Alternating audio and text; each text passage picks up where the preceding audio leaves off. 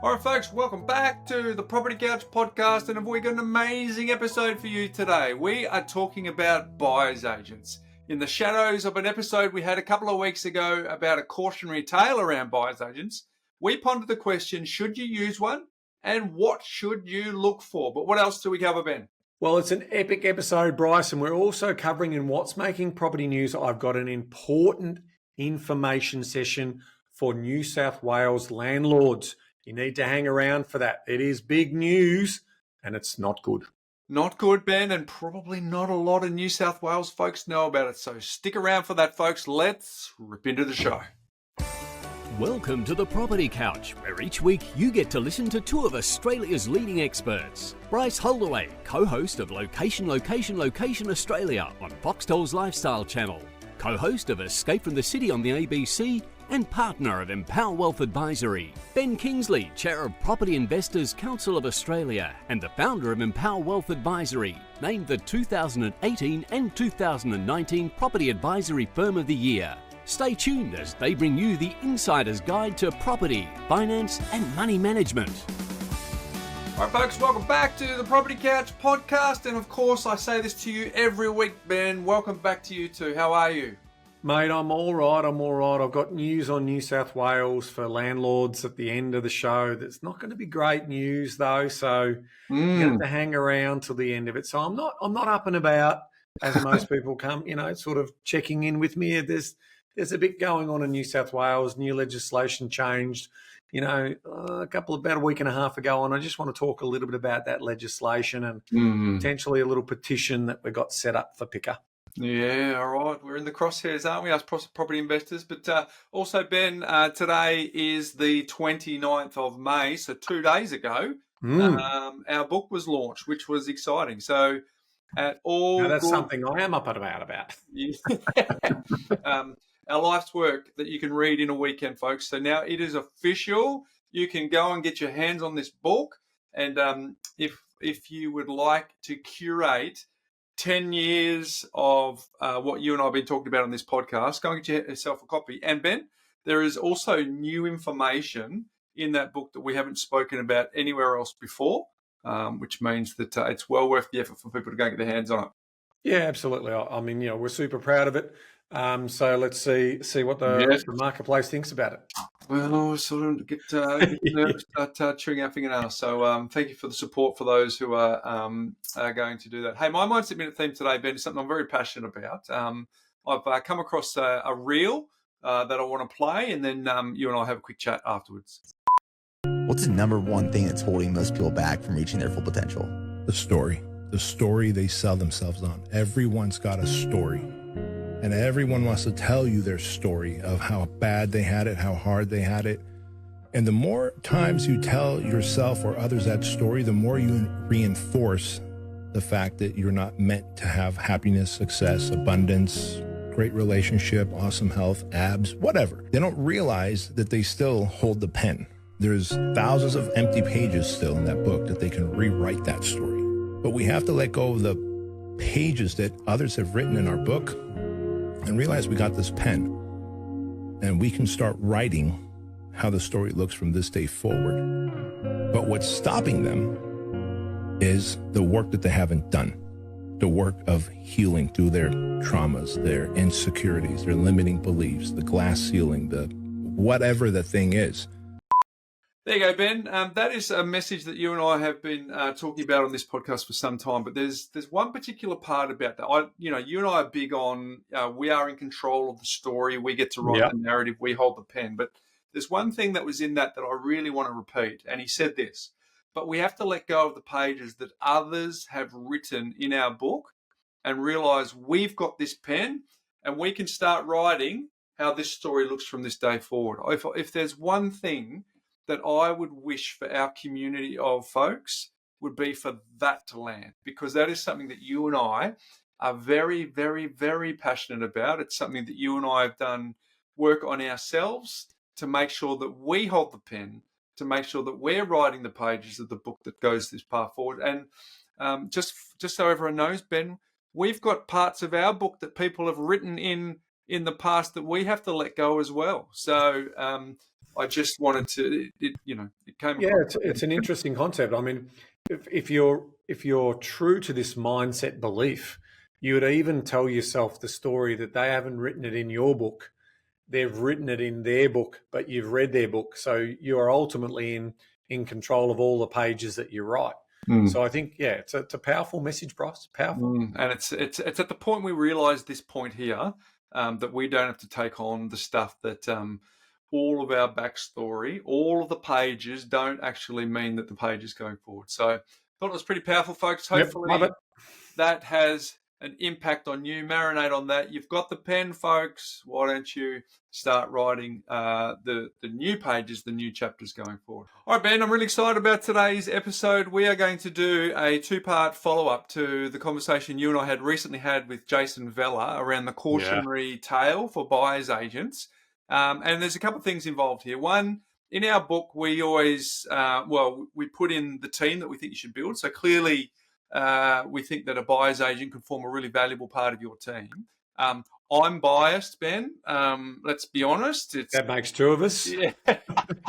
And the fact that we bought over 4,000 properties does attest to the fact that we obviously, have a view around the value of a buyer's agent, good buyer's agents, and what they do. Yeah, so it's been a little while since we've covered this topic. So we thought that we would do it, as I said, to follow up that Jason episode and make sure that you understand where we think the value proposition is. And also, as part of the building out, now that our book is in the shadows of being in people's hands, Ben, yes, we've got them. We've got them in our hot little hands too. So take us through the framework, Bryce. Give us a teaser in terms of as this two-part episode. What are some of the big themes we're going to cover for those people who are listening along? We're going to actually cover what it is. We're going to talk about why the selling agent actually isn't your friend. Who actually needs one? We're actually going to tell you who doesn't need one. So make sure you stick around for that, folks, because we're going to be very transparent on who we think doesn't need one. Then we're going to sort of really lift the veil on what they actually do. So then we'll do the pros. We'll also do the cons. And then in the second part, Ben, we're gonna pivot to the different types of buyers that buyers agents can work with. We'll talk about the fee structure. We'll also talk about, and this is the bit we really want to land the plane, the risks that are associated with using a buyer's agent, and then ultimately how you actually choose one. So we're hoping it's comprehensive, Ben. We're hoping it's objective with already our declared biases. There's going to be some subjectivity in, surely, isn't it, Ben? Yeah, absolutely. But I also think, there's been an explosion now off a very low base, but there's been an explosion of the number of buyer's agents that are in the market. So I think, I was asking you before we hit record, when was the last time we did an episode on this?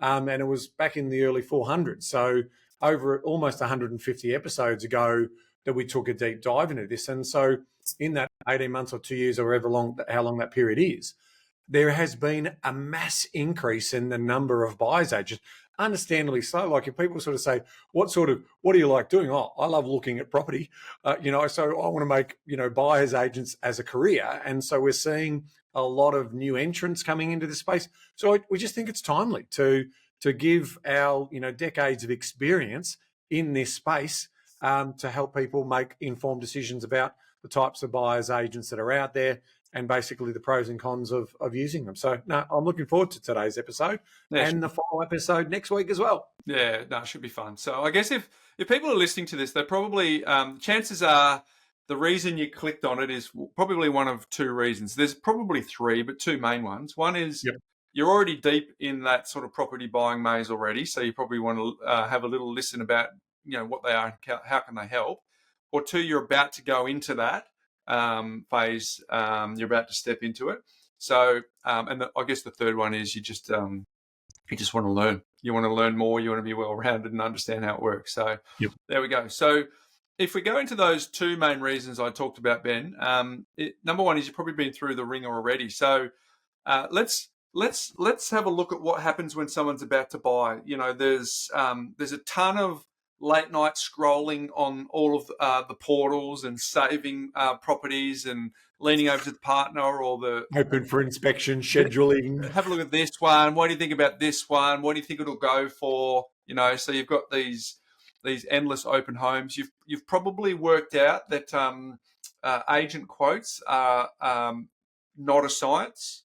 You've probably worked out that the agent quotes Load it low and watch it go. Yeah. is right up there with the Bermuda Triangle. Sometimes you get lost in them and don't get out. There's the anxiety that comes around going to an auction and the lead up to it, and no one ever wants to overpay. But when you're navigating agent quotes and trying not to overpay, and the nerves of being in a public speaking environment, which is really, really challenging, or you could have made some offers. You could have burnt, if you're in some of the states where you've got to do the due diligence prior to putting in offers, like Victoria and New South Wales, you may have burnt cash, Ben. You may have made offers. You may have found out you're miles away. You may have thought that the real estate agent was guiding you to make an offer, but only to realise that you were a pawn to catch the king and the queen in that game of chess. And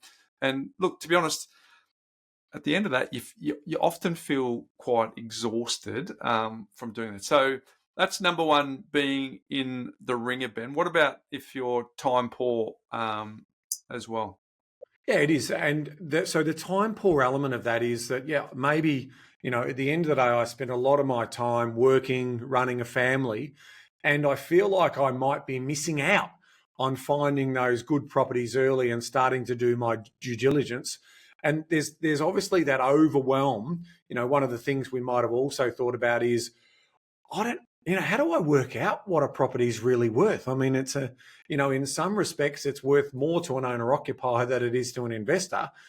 So how do I play all that sort of thing? So if my calendar's full, I've got work, life, career, all of those things going on, to drop all of that so I can then focus on trying to find the asset that meets all my criteria.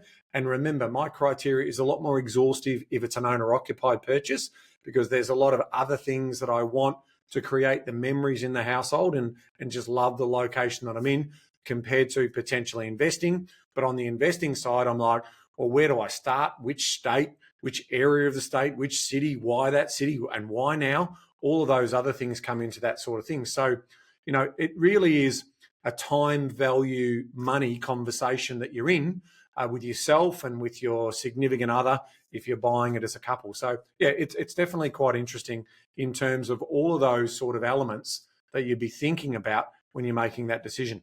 What else, Bryce? Did you just say the hardest two combination words in podcasting life, Ben? Due diligence. It's due diligence, yes. It's hard to get those two right on the run. But yeah, you're right. Like, if you're time poor and you've got to sift through hundreds of listings or take endless calls from agents and read building reports, and here's the big one: you've got to negotiate against negotiators, right? We'll touch on more of that later, but that's part of the craft of being a real estate agent. So if you've got no training around that, that's challenging. So they're probably the two main reasons. There's others, but they're the two main ones. You're exhausted and been through the ringer, or you're really stacking up whether you actually have the time to do it. So. All right, what is a buyer's agent? Let's be clear. You and I take it as standard that everyone knows what a buyer's agent is, Ben, but that's not true. Not everyone does know what a buyer's agent is. So let's start by saying what they are not. A buyer's agent is not a real estate agent trying to sell your property. Now, some real estate agents have a buyer's agent in their office. Make no mistake, that is not the definition of the buyer's agent that we're talking about. That is someone who deals with buyers on behalf of the selling agent. They are not the same. And we'll tell you why later around conflict of interest. Ben, it's also not a mortgage broker who's helping you get finance. Footnote, unless qualified, blah, blah, blah, blah, which generally they're not. But it's just not a stock standard mortgage broker who's just helping you get the finance without no other experience and qualifications behind them. So that's not who it is. And it's not someone who just sends you listings that you've already seen online. So It's helpful to start with what we're not, Ben. Yeah, I think, and to your point, I mean, I know we might go a little bit deeper on this, but property marketers who are real estate agents who are potentially moonlighting, saying that, they'll look around and keep an eye out for you. No, they're selling developer stock. So they're working on behalf of the developer, and they're selling that stock. And so that's a big one for me, because in my mind, they do moonlight very much as buyers agents. They're not. So I know we'll double click on that in a little bit more, but I thought it's a nice little reminder in terms of that. And same for the mortgage broker. For me, mortgage brokers potentially do a great job in terms of helping you set up a checklist of what's needed, because I need a pre-approval. I need to make sure that the contract's vetted. I need to make sure that the bank likes the security, from a risk point of view to lend money against. So there's a few little nuances that cross over into the real estate side. But to Bryce's point, like at the end of the day, unless they're doing this day in, day out, there's going to be some nuance and some skills, some knowledge, some experience that they won't have that a good buyer's agent should have. All right, so what is a buyer's agent then? They're a personal strategist in the property market who is hired by you. You pay them. They're hired by you to act only, and if I could say this in audio land, Ben, it would be italics. Only in italics in your best interest. And I think for the entire episode going forward and for next week's as well, that is the fundamental difference here that we want to land the plane. They are working entirely in your best interest, tick. They're hired by you, tick. And they're a strategist in the property market for you. They're not someone else in some other discipline who is actually trying to be your strategist, because they need to have the mix of qualifications and experience to be actually able to do that. Bryce, so effectively, what am I buying? I'm buying your time as the buyer's agent to allocate time for my brief, and I'm buying your expertise, in terms of how you can curate all of this information and allow them to make recommendations on behalf of presenting certain properties for you. So I just think that that's really important. Now, as part of that expertise, you could go off in branches, and that is, how many properties they've bought, the negotiations that they've done, the data that they've got access to, the area research they've done, the street research they're doing, and the property selection work that they're doing. So take us through, breaking that down as our lead buyers agents in our team. Yeah, we're going to go into a fair bit of depth on this later, but just at that headline level, they source, shortlist, inspect, analyse, negotiate, and guide you through to settlement. So if you can imagine a timeline from A to B, there is a methodical process that you go through to get from where you are to where you want to be. And that's around finding them, shortlisting them, going and look at them, analysing if they're worthwhile before they even come to you, then go and negotiate and get through to settlement. But we'll go through that in a bit of detail. But we'll go through that shortly. But in another part of it, Ben, is part, I want to choose my words here, right? But part counsellor, let's be honest, because there is an emotional component to the real estate transaction that is not easy to describe or mentor or coach through until you're actually in the moment, because there's a couple of things when there's a rush of blood. That rush of blood needs to be tempered by making sure you don't overpay, and also making sure that rush of blood isn't motivated by something that captures your attention on the pro side, but knocks out all the cons. You've got this list that you want, and you go, yeah, that's got an amazing view, but it doesn't have this, and it doesn't have this, and it doesn't have this, and it doesn't have this, which was part of your initial brief. So there's a part of that really needs to be guided through, and that's a big component around that heart component. I think that is so the ability for the buyer's agent to communicate effectively around what Bryce just said, which is those nuances, is absolutely critical. Because in most respects, you just don't get to negotiate the property in isolation without competition. And so, if you've got one or two or three other bidders on that property, the conversation you're having at that time, when all of the energy and, like we know that property markets move in cycles, and sometimes you want to buy counter-cyclical, but other times you know that you want to be on this upside lift and you want to try and get into that market, but you're going to need to get into that market under competition. And so as part of that discussion that you're having with your client is, you potentially got what we would call a great buy, a good buy, and a stretch buy in terms of what that might look like. And then sometimes, and to the point you just made earlier, Bryce, if a customer hasn't been through that process themselves around falling in love with a property and missing out on that property and then realizing they've got to start again.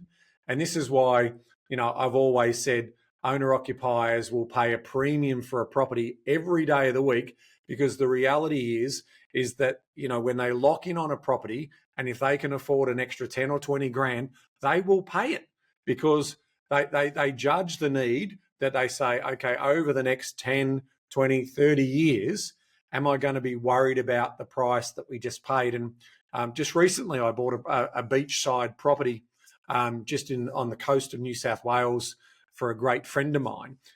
So I did the negotiations via phone at the auction.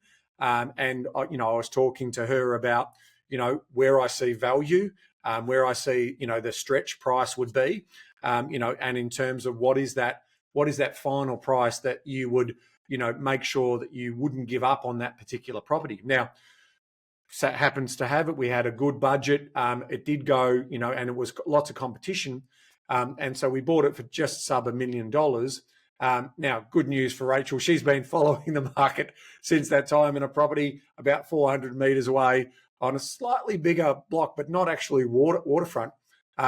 So we couldn't work out, but it sold for 1.6 million. So all of a sudden she's feeling okay. But like any of these sorts of experiences, there is this buyer's emotion that they are going through. And as a buyer's agent, you've got to prepare your client for those scenarios. And in some cases you just might have a great day and you just get it for a great price. But in other times, you've got to meet the market ultimately if you want to get that dream asset, especially for owner occupiers. Yeah, well said. So I guess the reality is that most buyers are going up against trained negotiators without any training themselves. So that's that bit about real estate agents doing it all the time. So they're selling homes all day, every day. Whereas the average average buyer might purchase maybe one or two properties every decade. So I guess what the buyer's agent is flipping that power imbalance back towards your favour, so that you're represented in the negotiation. So quick backstory for those. Some people know this, some people don't. My backstory, Ben, is I studied accounting at uni. I didn't love it. I wanted to be an electrical engineer, but I didn't get the score because I stuffed around too much in year 12. So I went and got a commerce degree, which was accounting, and I didn't love it. And I loved property. So I started as a graduate accountant in 98. And then in 2000, I ended up going off on my own and starting a property business.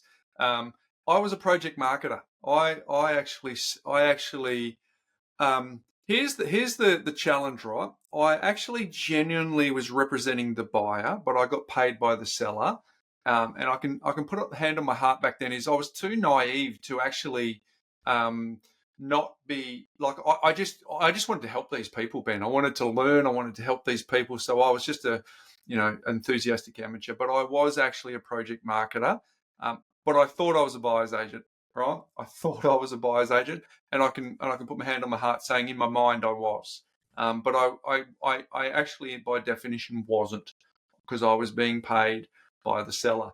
And then in 2007 I pivoted, and I had a business. I sold my share to a business partner, and then in 2007 I started working for a buyer's agent. So 2007, Ben. So we're talking 18 years ago. Buyer's agents were not well known. They were not well placed in the marketplace. They didn't have a lot of buyer's agents, so it was kind of new back then. So I would learn the craft by learning as much as I possibly can about what the listing agent did, but my job was to negotiate against them so that I could represent the client. And then fast forward to 2010, I auditioned and landed a role in television called Location Australia, where Veronica and I were both buyers agents, and we were both running around the country helping people buy their dream home. Now, up until that point, I'd only been doing investors, Ben, and then I pivoted for that show to do owner-occupiers. And then from 2013, I was a buyer's agent within our own business, and then we decided that we wanted to go on a growth path to help as many people as we could. So I ended up building a team of buyer's agents that now represent us in Power Wealth. So that's been the journey for me, from accountant to doing it myself on the wrong side of the fence, to then jumping to the right side of the fence, and then to being involved with the team and building it. So I feel suitably qualified, Ben, having had the experience that I've had to talk about a buyer's agent. And you didn't start off wanting to be a buyer's agent. It was more of a way for you to get the rounded opportunity to help as many people as you wanted to do. Yeah, that's right. I mean, ultimately, after my career in tourism and starting up in the sort of financial services space, so my story is pretty simple. I always wanted to make sure that I was going to be self-funded in terms of my financial situation as an aspiring Australian, and so that was the journey for me and Jane personally. But off the back of that, we were buying investment properties, and then what I did is I started the mortgage broking business, because we've always talked about a game of sort of game of finance instead of game of bricks and mortar. And so I had a Mortgage Choice franchise from 2004 till 2007. And I told Mortgage Choice, here's a little interesting story. I told Mortgage Choice that at the end of the day, I wanted to be a property investment advisor, and that's ultimately what I wanted to do.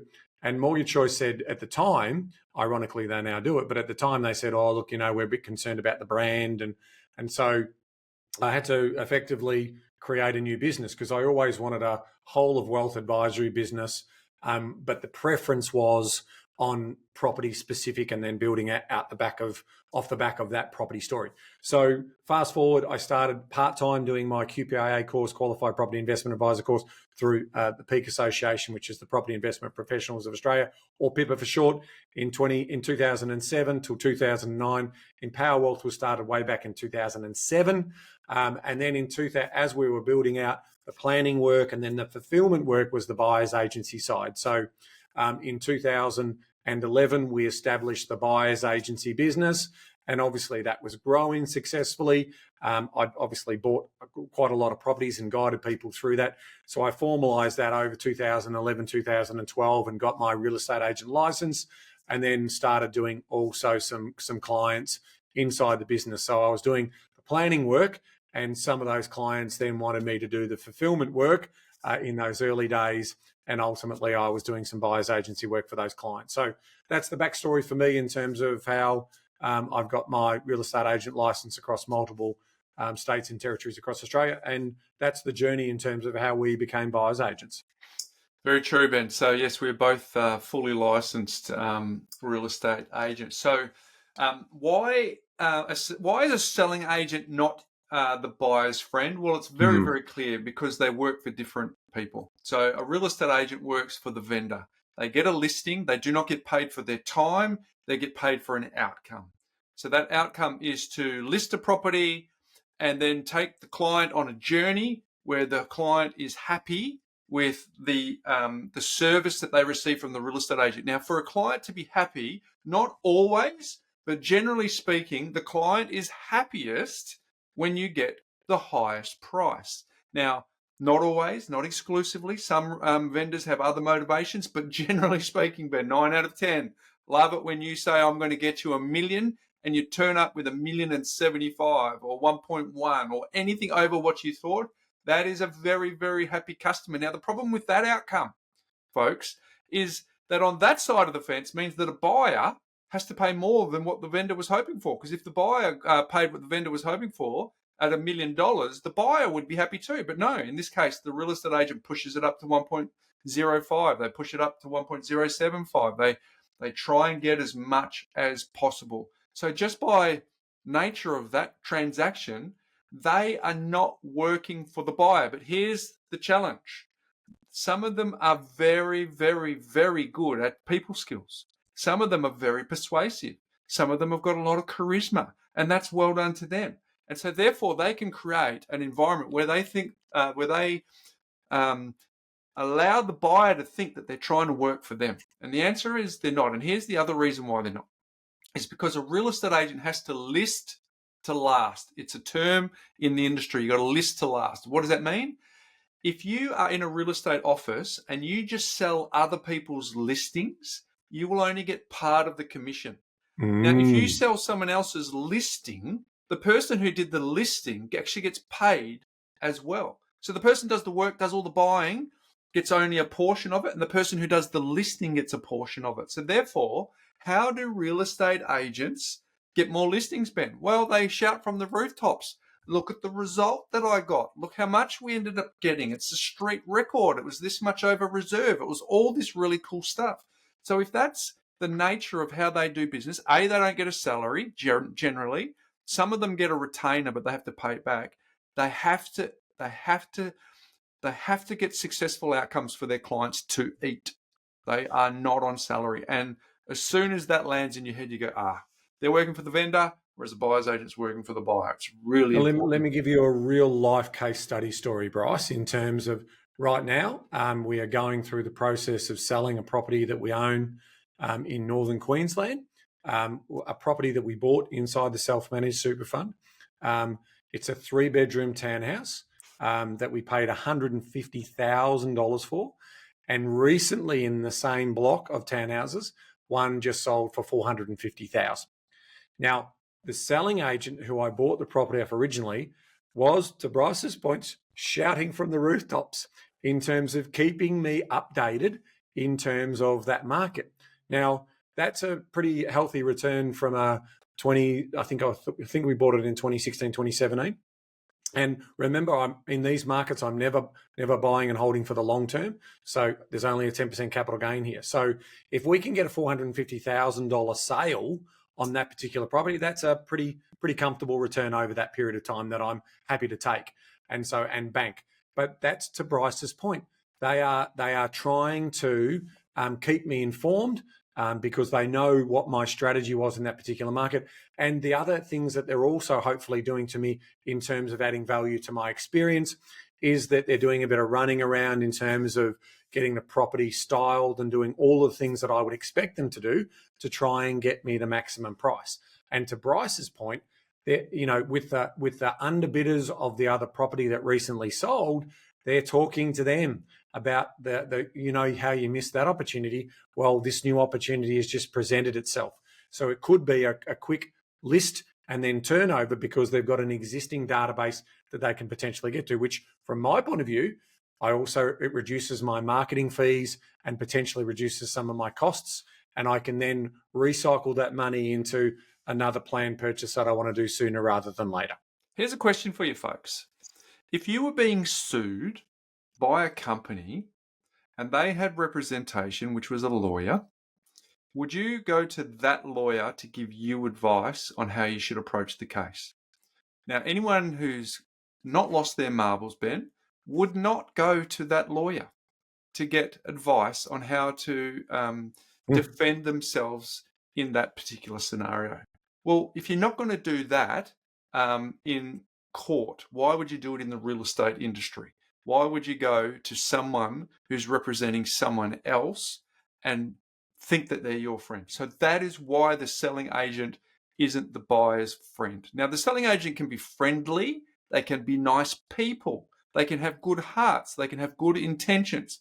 But just for the clarity, in an episode around being a buyer's agent, they are not the buyer's friend. So who actually uses a buyer's agent? Well, here's a couple of scenarios for you to ponder, right? But someone who's got time poor professionals who might have good size income where they like to outsource, get things done for them. Or in our case, Ben, we get a lot of property investors who want superior performance based on what they can get from people who offer conflict of interest and all those type of things. You could have someone living overseas who wants to buy back in Australia, and just time zones and logistics, or you might have someone interstate in Perth who wants to buy in Melbourne, or Melbourne who wants to buy in Darwin, or Darwin in Sydney. You might have someone who wants to buy their forever home and just make sure that they don't want to get it wrong. You could have a first-time buyer who doesn't know where to start. And in my experience, Ben, first-time buyers are not the biggest group of people, because first-time buyers are usually scraping and scrapping together to find that deposit so they can get into the market. But it's certainly a market that would benefit the most from using a buyer's agent, based on the fact that by definition they've never done it before. And then I guess the catch-all, Ben, is anyone who feels mismatched up against a real estate agent would be someone who would likely benefit from using a buyer's agent. Well, it comes back to that point we were saying before. If you're not sure about value, if you're not sure about making an assessment, an informed assessment, then a buyer's agent will do their very, very best to make an informed assessment based on comparable properties, based on market analysis, based on those types of things. So that could be another reason why there's a lot of people who have really high fear of overpaying for things. As a heuristic, it's part of that loss aversion. They don't want to spend money more than they have to.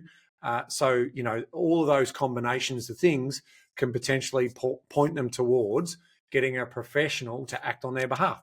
Coming back to your legal and lawyer example, if I'm going into court and I need a lawyer who knows the law and who can represent my argument to hopefully win my case founded in law. No different than using a buyer's agent. They're representing me and my best interests in terms of trying to get an outcome that I'm going to be happy with, and that's why I pay them a professional fee. Now, who doesn't need a buyer's agent? Well, there are people who don't need buyer's agents, and let's go through it, Ben. But there are a group of people who genuinely love the challenge, the hunt, the strategy of being in the real estate game, right? And they don't do it for a living, but they are dedicated and students of the game. And if that's you, that's fair play, right? So, but here's how we help you decide whether you don't need one. First of all, you've got a lot of experience and a lot of market knowledge. So you've bought multiple properties before. You are very much across the market trends. You know what the pricing is. You know how to price a property. You know what's sold in the area. You're very familiar with the comparables. And you've got a really great handle on not only suburb dynamics, but multiple suburbs and how they interplay with each other.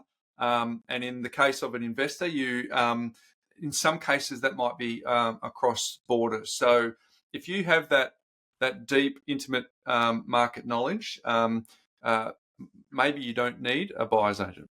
Yeah, and if I can just put a flavour of access to certain data, like the asymmetry of data access compared to where it was years ago has been closing, but there's still, we pay thousands, tens of thousands of dollars each year for certain data that can help us basically make more informed decisions. And the reality is, if I don't have access to all of that data, I may not necessarily be able to do that. I like your analogy at the start about fair play, Bryce. If I put up 500 amateurs against 10 professional poker players, the 500 amateurs, there'll be a lot of people that have a lot of confidence. I've read the rule book. I know how the game plays. So I'm going to, it's fair play and I'll potentially out. Now, if they played, let's call it 100 hands of poker, and we saw who won the most hands, I can guarantee you the professional players would usually come to the top more often than not. And so I think to that point, there's potentially a lot of people who genuinely like the challenge and who honestly think that they are competent and smart people, and this surely can't be that hard. But the reality is when the game is on and they lack the experience and the know-how and access to some of the data because they just don't have the experience in the ring, in terms of having that thing. And I think that is an important point. And to that point, it's like the second big point we talk about there is the time and energy. You know, we talked about that before in terms of if you do the 10,000 hours of effort to become an expert, then good luck to you, because you've got inspections, you've got phone calls, you've got price comping to do, you've got to have the art of negotiation, you've got to, you know, play your cards close to your chest.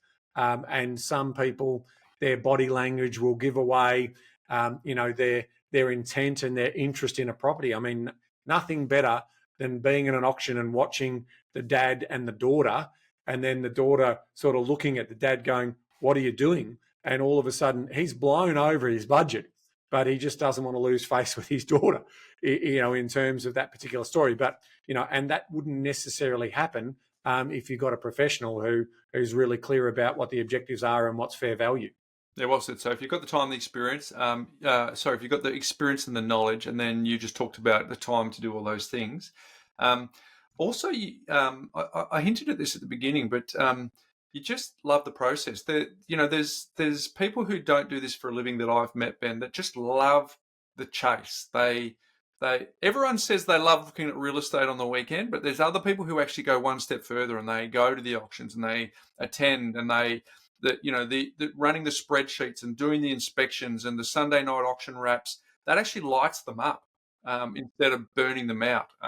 So that's important. Some people have got that, so that they wouldn't need a buyer's agent. And then so if we cover off those three things, and then last thing is around risk, right? So if you're comfortable taking ownership for the outcome, you're okay that you're not going to miss opportunities or make a mistake. And where I say the missed opportunities, Ben, is real estate is an insider's game. We wrote about this in our book. We wrote a very specific part about this in our book around the exclusive club that comes from being on the inside. And whether you think that's fair, when I say to my kids go, "Dad, that's not fair." And I said, life isn't fair, because if it was, we wouldn't have a food chain. There wouldn't be someone at the top of the apex if life was fair. And I translate that into the real estate market too. Is it fair that there's an insider's game? Probably not, but that's not going to change it. There is an insider's game that's being played. So you need to have an opportunity to get into that. But if you have networks and you have ways to get into that, and you are on the inside, well then great. Maybe a buyer's agent isn't for you. And of course, the final thing around the risk thing, Ben, is the cadence of reps means that us spotting a lemon is easier than someone who's doing it for the first time, because we've seen it before. We've seen a ton of building inspections. We've seen a ton of properties fall over at the 11th hour for undisclosed. We've just seen it before, and so that's important. So if you've got deep experience and market knowledge, you have the time to invest, the process lights you up, and you're actually comfortable with the risks, well then I'd argue that you probably don't need one. No, I think that's a fair argument. So it's really important to let's unpack exactly what a buyer's agent does in a fair bit more detail this time. So what we want to do is we want to look at, the steps involved. And we think step number one is really simple. It's clarify the goals and the brief and the alignment of the type of property that you need, whether it's owner occupier or for investment. There's going to be questions around the elements and the variables that you're looking for as part of that. A good discussion around that, and certainly from an investment point of view, that absolutely is essential around performance criteria that you're looking for, the types of tenants, the maintenance on the property. Like, we know these old properties are going to have more maintenance on it, so setting expectations around that. Then obviously, in terms of part of how have you gone through this process? What is the optimized strategy for you if it is for investment? Have you used a qualified property investment advisor? Have they optimized your cash flow? Not just taking a snapshot now, because some of the property plans we see aren't worth the paper that they're written on. That's a story for another day. But how does it blend into your overall next goal, and then your big rocks in the jar goals, and then your ultimate retirement plans. Then there's the finance piece, in terms of, have we got the ducks lined up that, if we come across a property, that we can move quickly through the pre-approvals, and what are the conditions on those pre-approvals? And then obviously there's the legals. So we need to make sure we've got a conveyancer ready to go to review the contract, make sure that there's nothing in the contract that would concern us about, potentially the risk of buying a lemon. And then I'll go into number 3 before handing over, Bryce: research and market analysis. So what is the analysis that we've done? What has allowed us to have confidence that we're going into a market? And remember, in our business, we try and get performance over a sustained period of time. That's our standard position. We will move on that standard position if the customer needs a bit of speculation, or we need to go into some of these entry level and affordable markets, and the client has a risk profile that's tolerant to that, because there are unintended consequences of going into those markets, such as what type of tenant you're going to get, etc., as part of that particular story. And the last one here around the shortlisting, one of the things that's also important, and Bryce talked about it before about being an insider's game, 25% of the properties that we buy are pre or off-market purchases. And so that in itself may not have necessarily been something that presented itself on the search portals. So ultimately, how are you looking at that shortlist? And then, are some of those properties worth inspecting? Because you can burn a lot of time in car, in traffic, driving around for properties when you actually get to them and go, what were we thinking? This is not the location. This is not the street. This is not the aspect of the property that we want. Ben, do you know how we were talking before about one of the things that a real estate agent wants to do is be able to shout from the rooftops that they've got this much above reserve. Look, we beat this. This is street record. This is the narrative. This is the language that real estate agents use. Yeah. One of the languages that buyers agents use, and it's do you remember how Donald Trump said, "What's the most beautiful word in the English language?" Well, it's not English, but tariffs. Tariffs. You remember how he said that? Well, the most beautiful word in the buyer's agency language is off-market. Off-market. They trade on that. Sometimes that's their pitch to get people to sign up. We got access to all the off-markets.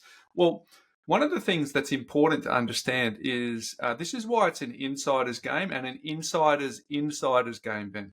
So we'll get a call from our experienced team. We'll get a call from a listing agent and say, "Hey, listen, we've got this one coming up next week. I just wanted to flag it with you, but I tell you what I'm going to do first. I'm going to ring one of these green buyers agents who are new to the market, and I'm going to give them a little sugar hit. It's like their drug of choice, and they're going to say, "Hey, listen, I've got an off market for you." And this green buyers agent is going to get very excited, Ben, because they've just heard the language that lights them up, which means that they can then tell their client that they've got an off market. Now, there's 2 off markets that you want to avoid. It's the dud off market and the one that should stay off market for a reason, for lemon reasons. And the other one is when this case where the listing agent goes, "I'm just going to ring one of these green buyers agents, tell them it's off market, and see if they'll pay a stupid price. And if they pay a stupid price, then I'll look good with my vendor. But if they don't, take the bait. I'll come back to you because I know you guys will pay market." That's what happens. Yeah, absolutely. Every day. It happens way too much because there is a proliferation of buyers agents who have been in the market for 5 minutes, who have never been through any sort of cycle challenges. And they largely play the finfluencer game online. So we've talked about this before, but as this is a standalone episode for this particular topic, I think it's really important that we remind folks that I use the analogy that there is no way my wife and I would ever ask an obstetrician to deliver our child into the world if they've only done 1 or 2 deliveries, Ben, into the world. And quite often that's what's happening, that people are using your money for them to get experience. And that's not how you want to play the game. So you're right around that shortlisting. Then there's a bunch of DD. The obvious ones are building and pest and strata records, and looking as far back as possible through the strata to make sure that the reason that they're not offloading the property is because something's happened in the past, a dispute, a levy's about to happen, challenges like roadblocks, all that sort of stuff, that you are actually taking away their pain and bringing it into your world. But then there's also the location of the land, its proximity, where it's actually, is it a cut through? What's the dynamics for the suburb, but also what's the dynamics for the street? All those sorts of things that happen in the due diligence. Then there's the logic, Ben. The reason we negotiate better for other people than we do for ourselves is because, typically speaking, when it's objective, it's just based on a logic, not emotion. So there's that opportunity to make sure that we recenter based on. Remember way back in the beginning when we asked you what the goal and the brief was? We've got to remind you that we've got plus or minus 5% of the budget here, but this is plus or minus 15%. Are you sure that that's what you want to do? So, and if you do, that's fine. But it's that sounding board around what that looks like, which then leads into, okay, we've secured the property. We might have to do it at auction. We might have to do it via private sale. We might have to do it through expression of interest, whatever that is. Then there's the post-settlement where... Can I just jump in there, Bryce? There is, coming back to your inexperienced and that green buyer's agent, in some cases that movement between negotiation and post-settlement is the formal approval on the property where the bank has actually assessed it. Now, in some cases, the bank valuer, remember that the policy of the bank valuer is that I need to value this property based on a quick sale. So that, and in some cases, those valuations can come in below what the buyer's agent has paid. When, we've had it happen on several occasions over 4,000 purchases, but not once ever have we been short on that valuation once we put our comparatibles up and we state our case. But the reality is that if you have a property that the bank has actually valued under what the buyer's agent has paid, you need to get the buyer's agent involved in the negotiations in terms of whether the valuer is willing to increase that valuation. Because if that is the case, there might be a flag there for you basically talking about how much I've actually paid because of the inexperience of the buyer's agent in terms of that particular story. So I just think it's an important message, because this episode is not just about the whole framework, it's also about avoiding the risks and the pitfalls of picking the wrong buyer's agent. So that is a test it's the test at the latter stages. But if you're building up a little bit of unsure or lack of confidence in your buyer's agent, then this one could probably be the final trigger in terms of how they've done that. And of course, when they are potentially talking to you about what they're willing to pay on your behalf, they've got to be explaining that via the comps and via the research that they've done before they put those negotiations together and start bidding on your behalf. Yeah, well said, mate. So I guess the post settlement is, okay, now you bought the contract. Yeah. What about getting us through to settlement? If you're an owner occupier, what does that look like smoothly, and managing some of that risk or that complexity that comes during that time? If you're a investor, your biggest anxiety, there's two anxiety points. The moment your buyer's agent rings and said, I've got one, and you got to get them to say, let's go. And the other one is, now I've settled, and it's, oh my gosh, can I get a tenant? So they're your two inflection points. They've got to make sure that happens. And a lot of inexperienced buyer's agents really duff that post. Not only the post-settlement, it's the pre-settlement that comes post the contract, right? So it's leading up to settlement and post-settlement to make sure that there's final inspections, there's all of those that you need to get that done. And then there's just that ongoing care and support that the buyer's agents do over a journey. So we've covered a bit there, Ben, but the pros of using a buyer's agent, I think there's many, and the listeners are just going to have to live with our bias. Live with our bias, but we are going to talk about the cons as well. All right, so hang in there, folks. Stick around to the end for that. But the first one, the obvious one, and we talked about this to an extent, Ben, but it just I think the biggest pro that a buyer's agent can provide for a lot of people is just get them to buy back their time, right? Because in our book, we talk about the $1 million mistake that someone makes if they procrastinate on the decision and under-optimize for the purchase price. Those two combined over a period of time that you hold investment property is over $1 million, right? So if you can buy back your time and get someone to help you shorten that procrastination window, I think that's enormous. And you only have to run a quick calculator to see how much that is worth to you. But you know that means then you give away with the scrolling, you give away the open for inspections, dragging the kids who don't want to be there. But it also acts as a filter that shows you don't have to actually look at properties that aren't actually to your brief. We can see properties that come up, Ben, and we just know immediately if they work or if they don't. And we can work out which ones are trying to be offloaded. So buyers back your time is the first pro. And I think the second one, Bryce, most people and most buyers agents will probably tell you that this is the most important, which is this idea that they will spend smart and they will not pay more than they need to pay. And so in terms of that, a buyer's agent charges a fee, either a percentage of the purchase or in some cases a fixed fee, which is the way in which we operate.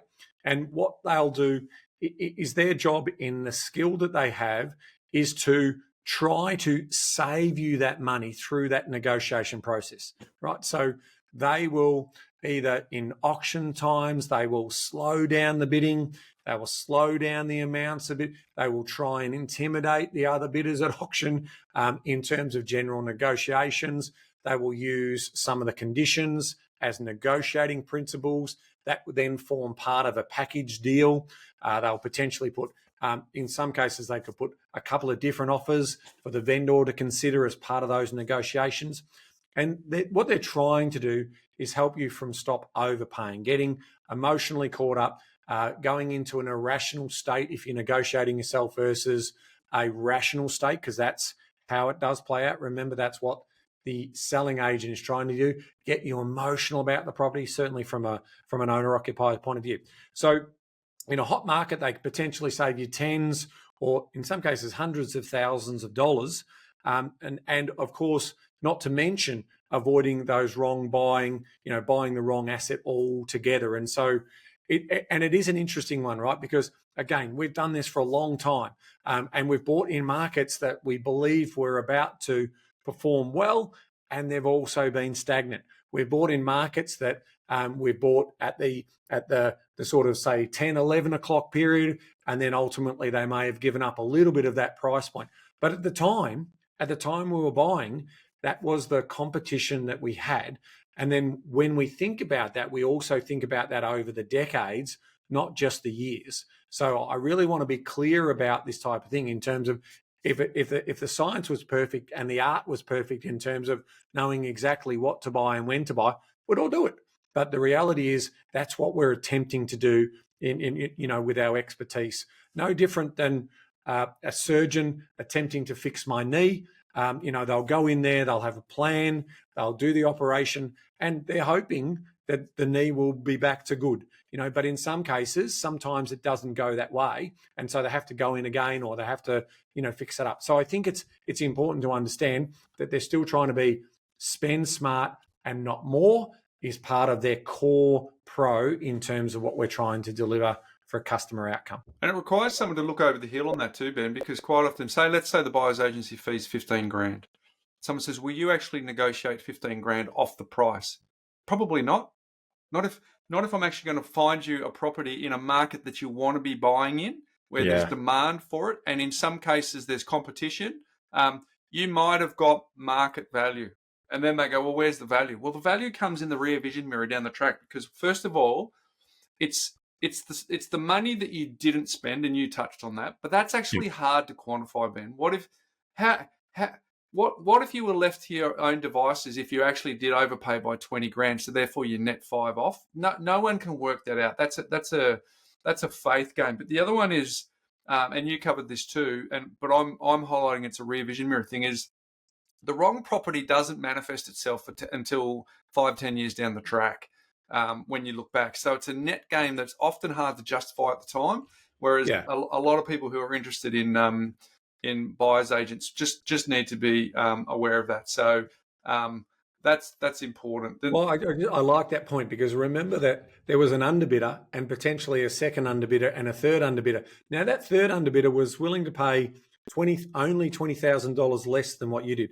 That second underbidder was willing to pay $10,000. That first underbidder was willing to pay $500 or $1,000 less than what you would.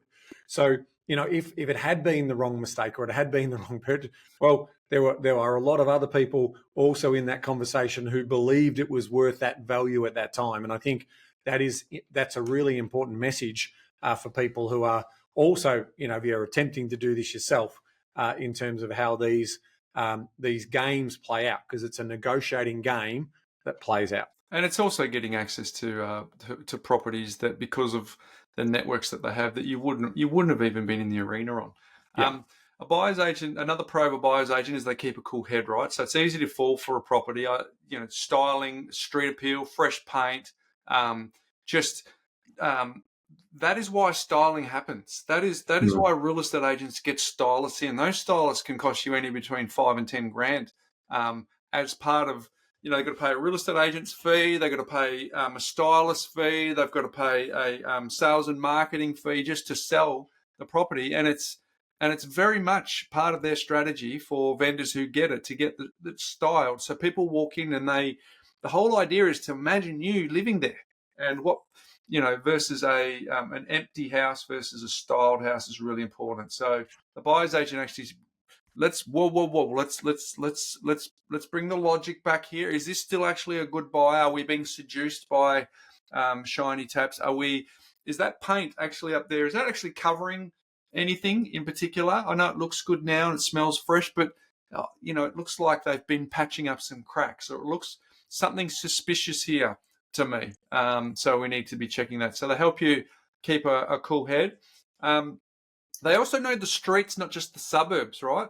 So if you think about each suburb, you think, everyone who's listening to this, think of the nuance in your suburb. Is there a flight path? Is there developments that are coming up? Do you live next to a river?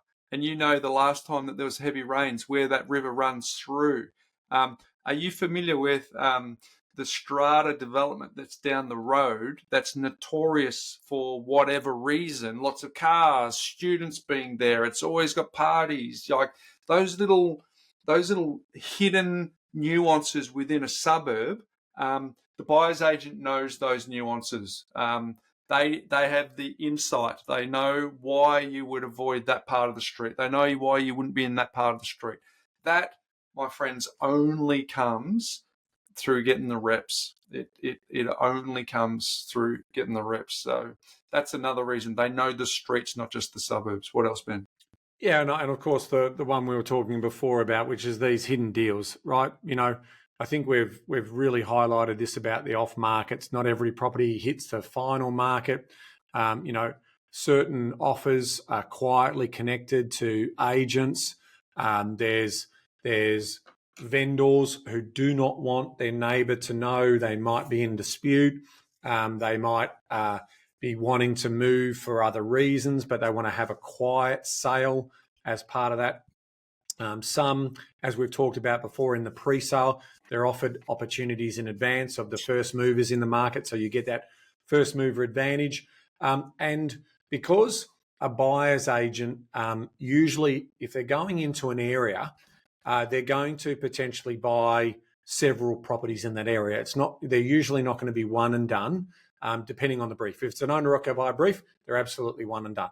But in terms of an investor brief, a business like ours, we might select an area, and that area might be 5 kilometres in radius.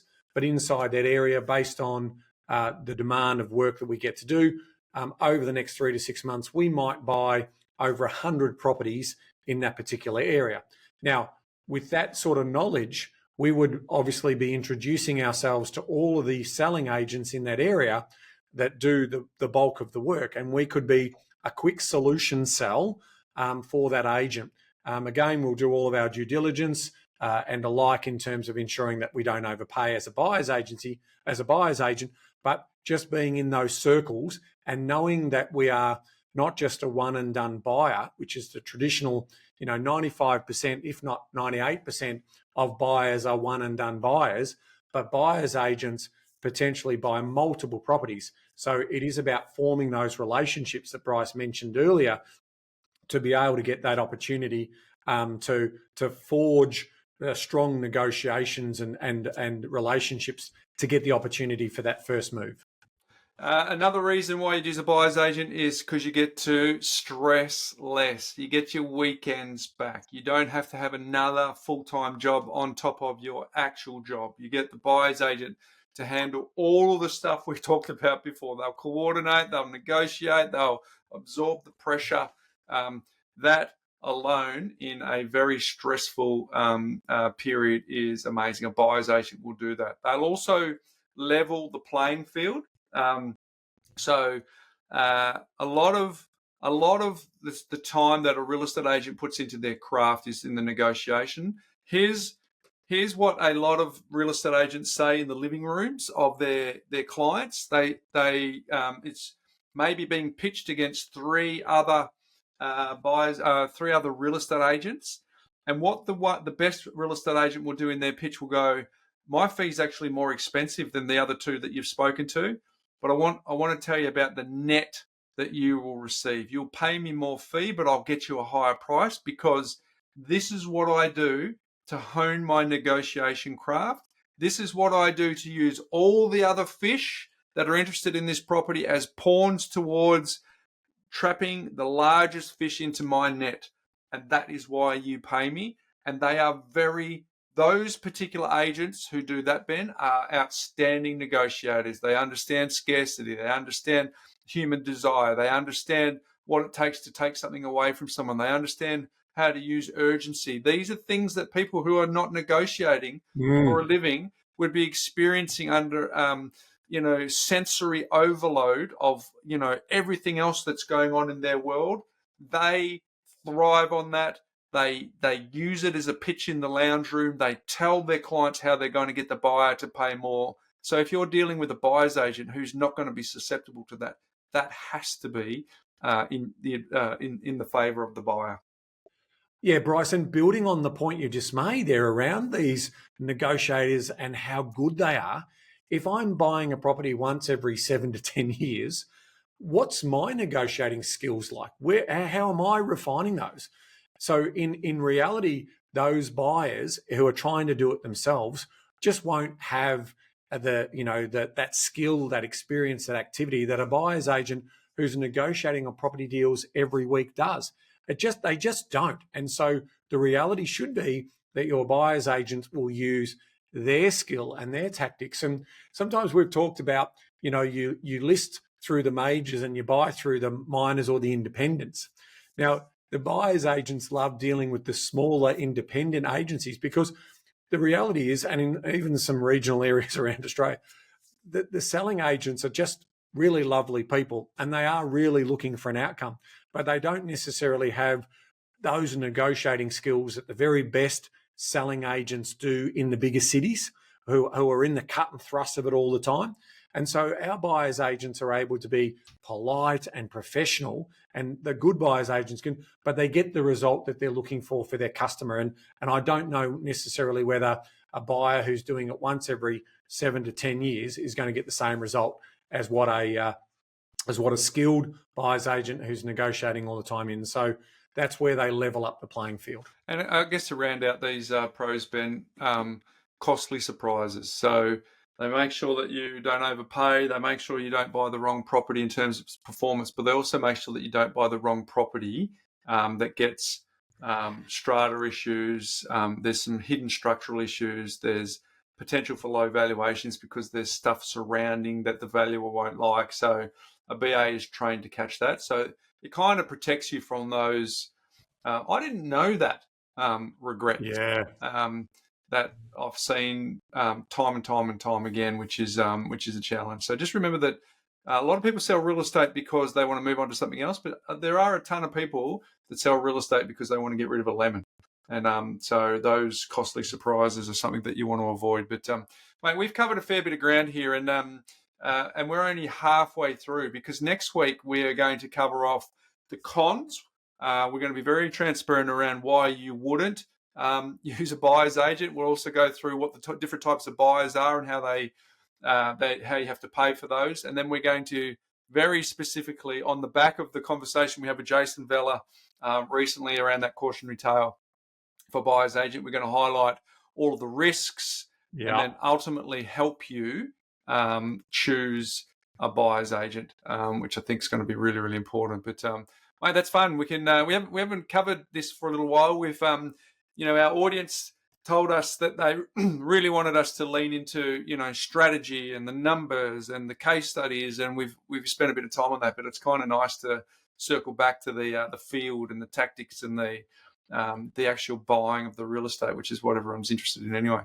Yeah, well, it's for those people who have listened to past episodes, it's a perfect refresher.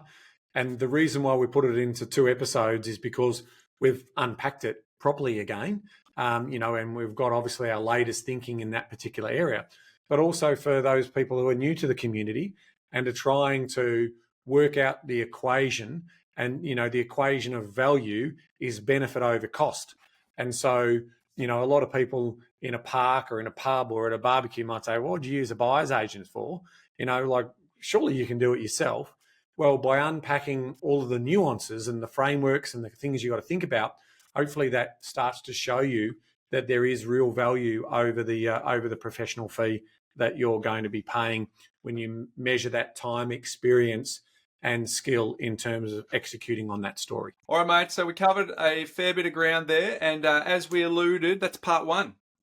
We've got part 2 next week, which we will dive into very, very deeply around, the different types of buyers, the fees, the risks, and ultimately how do you actually choose a buyer's agent. But my life hack, or my life by design hack today, Ben, is something that I stumbled across by accident. You may already know this because you listen to a few podcasts on Spotify, to my understanding.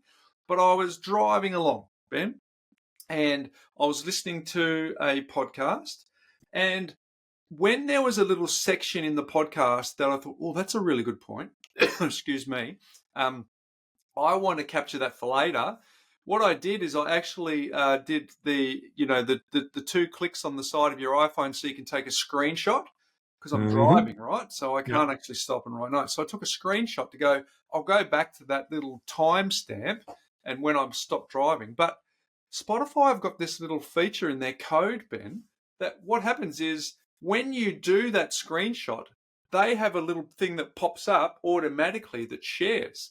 And you can say, and there's a little slider button down the bottom. So let's say we've got an example up here on the screen and it's got share from 5 seconds. But let's say you were an hour and 17 minutes into the podcast and something pops up. You hit you do the screenshot. I'm talking about on an iPhone, so I can only talk for an iPhone. The 2 buttons.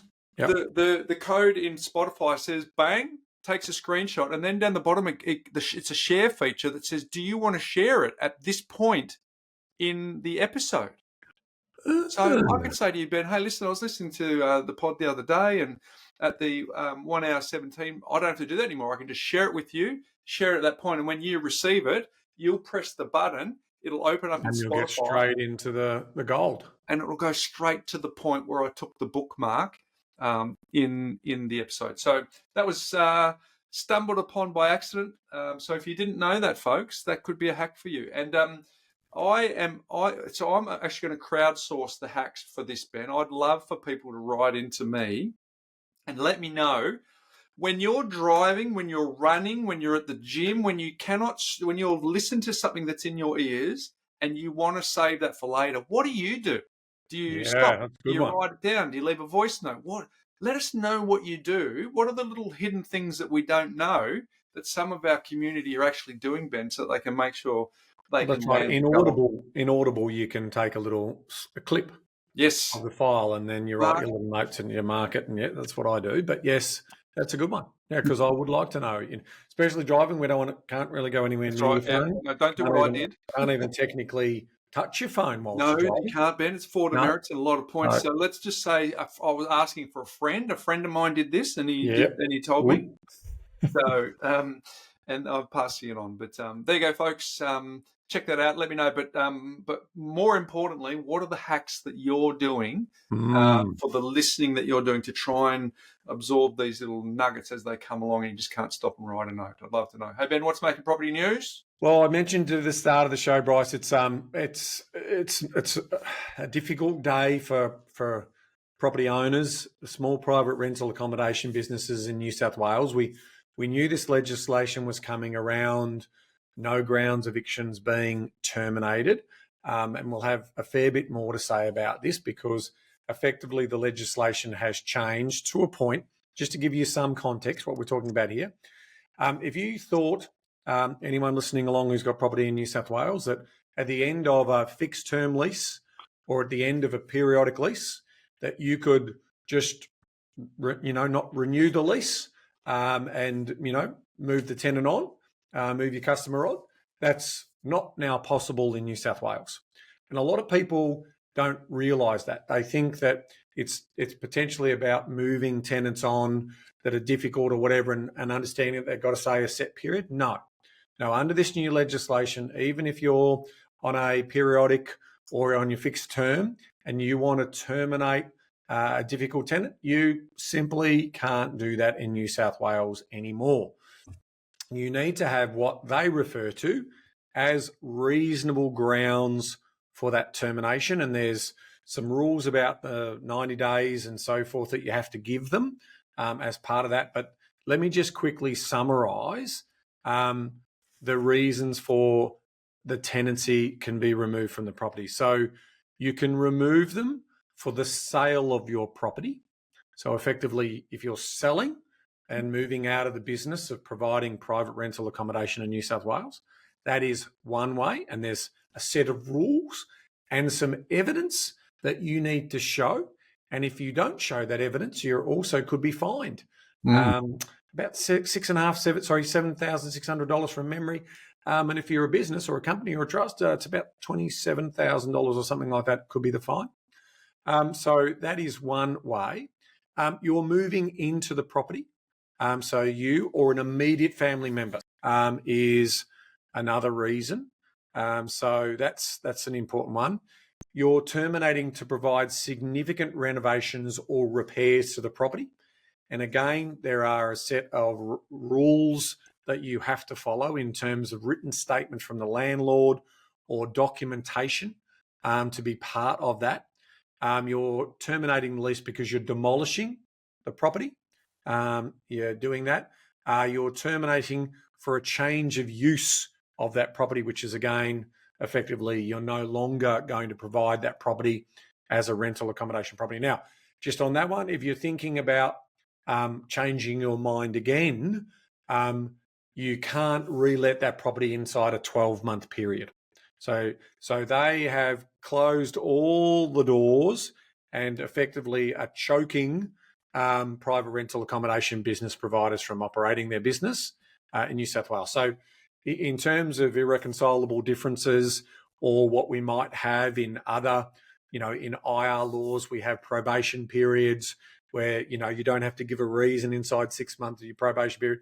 And, obviously through marriage, you can also separate and terminate those under irreconcilable difference. You can't do that now in New South Wales. You literally cannot remove a tenant unless, obviously, those grounds that we were just talking about there in terms of that. So it's pretty tight. So what we're obviously doing is we're encouraging you to read the legislation. So we'll have a link in the show notes to the New South Wales government's information. But we're also starting a petition. We obviously lobbied significantly throughout the course. I presented at a parliamentary committee in New South Wales around, we thought that the regulation was going to go too far, and it has gone too far in our minds. So we're starting a petition. So I'm wearing my picker hat, Property Investors Council of Australia. So what we're doing here is where we want you to sign the petition, and we'll keep you updated on the progress. We think that this is a silly move, and you heard me mention in last week's show about the impact that we're seeing in the Victorian property market in regards to the number of less rental properties available. So this is what we expect is going to happen. There'll be less investment in New South Wales and will hurt tenants more than it will that will help them.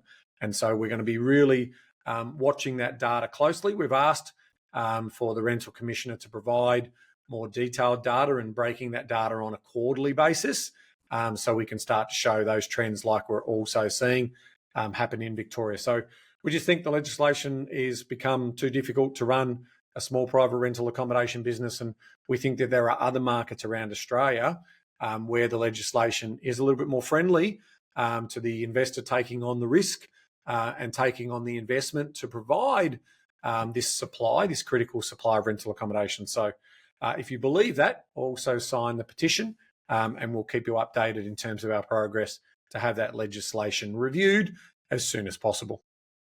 Murky waters, isn't it, Ben? Because it's the only investment in the world not dominated by investors, and the fact that it's an essential need just creates a ton of murkiness, really, isn't it? So, and as we've talked about ad nauseum here, it's about market interference, and let the markets fly. So, if we all agree to not marginalise people at the margins and protect them, then let the market get on with what it's going to do. Then ultimately, you're not going to get people making decisions based on the very thing that you just said, right? Let's move our money out of here, folks. Let's go somewhere else. And then ultimately, at some point in time, the people who made these regulations will realise the unintended consequences. Yeah, I think the bureaucrats and the regulators really think that individual investors investing in property is a thing of the past, and they really want big business and superannuation funds to take over providing rental accommodation in this country, and they will go to the extremes of providing stamp duty concessions and tax concessions at the federal and state levels to support that. The problem with that is it doesn't make a lot of sense for freestanding property, as part of that particular story. So the way in which we look at it is, okay, well, that might help with the supply of apartments and medium and high density stuff. But to give tenants and renters a real choice, because not everyone is a forced renter. We've gone through that story before. That's the unintended consequences. And ultimately, if they're not willing to provide the rental accommodation, then governments will have to provide social and public housing, and that means more money, higher taxes to be able to provide that. So again, we believe in free market and free market operations, and let the market will sort itself out. But as you bring in regulation, you bring in these unintended consequences. So we'll see where it ends up. But it's certainly not giving New South Wales a vote of confidence in terms of further new investment, especially when supply is going to be required.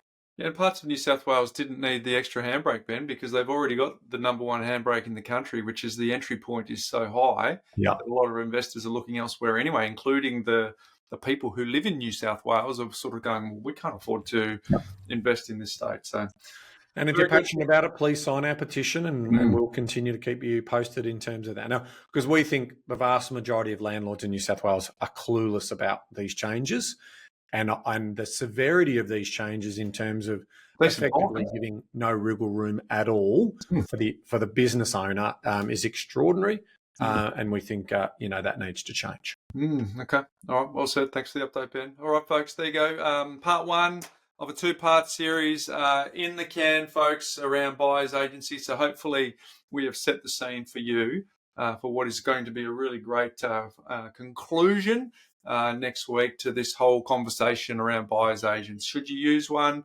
What should you look for? And what are the risks? And how do you decide? You get to tune in next week to see what that's like, Ben. But until next week, mate. Knowledge is empowering, but only if you act on it by signing that petition. If you act on it. See you next week, folks.